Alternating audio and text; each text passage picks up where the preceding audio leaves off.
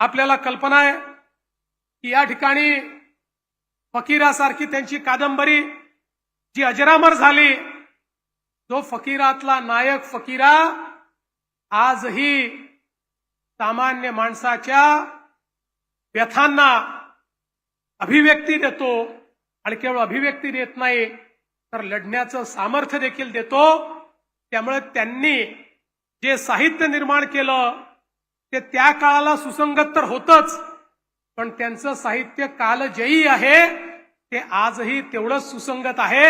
आणि म्हणूनच महाराष्ट्र सरकारने निर्णय करून त्यांच्या साहित्याचे खंड हे प्रकाशित करण्याचा आम्ही निर्णय केला।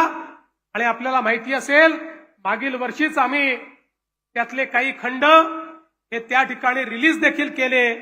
अण्णाभाऊंचं हे जे काही साहित्य आहे हे सामान्यातल्या सामान्य माणसापर्यंत पोचलं पाहिजे आणि त्यांनी जो दिलेला मंत्र आहे तो मंत्र सर्वसामान्यांच्या जीवनाचा मंत्र झाला पाहिजे, याकरता हे सगळे प्रयत्न आपण केले। शिंदे साहेबांनी मगाशी सांगितलं की आपल्या सगळ्यांची मागणी होती की या ठिकाणी पार्टीप्रमाणे आरटीची निर्मिती केली जावी आणि निश्चितपणे त्या ठिकाणी आम्ही आरटीची निर्मिती केली आणि आरटीच्या माध्यमातनं आज मला अतिशय आनंद आहे। त्यावेळी आमच्या एका छोट्या भगिनीचा आम्ही सत्कार केला जी IAS ची परीक्षा पास झाली आणि आपल्या समाजातनं ही मुलगी आज IAS मध्ये गेली। पण माझी आपल्या सर्वांना विनंती आहे, एकीकडे साहित्यरत्न अण्णाभाऊ साठे आहेत, खरं म्हणजे आमच्या मातंग समाजामध्ये तर कलावंतांची कमतरता नाही आहे। कलावंतांची खाण कुठे शोधायची असेल तर आमच्या मातंग समाजामध्ये गेलं तर ती खाण आपल्याला त्या ठिकाणी पाहायला मिळते। पण त्याच वेळी आज आवश्यक काय आहे?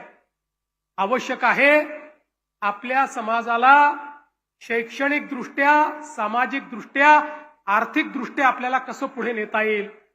विशेषतः शैक्षणिक क्षेत्रामध्ये आजही समाजामध्ये काही प्रमाणात मागासलेपण आपल्याला पाहायला मिळतं आणि म्हणून ते मागासलेपण दूर करण्याकरता विविध उपाययोजना आपण करतो की ज्या उपाययोजनांच्या माध्यमातून एकदा जर आमचा तरुण हा या शिक्षणाच्या मुख्यधारेत आला तर लोकशाहीर अण्णाभाऊ साठेंना तर शिकण्याची संधी मिळाली नाही, पण त्यांच्यावर आज अनेक लोक PhD करतायत।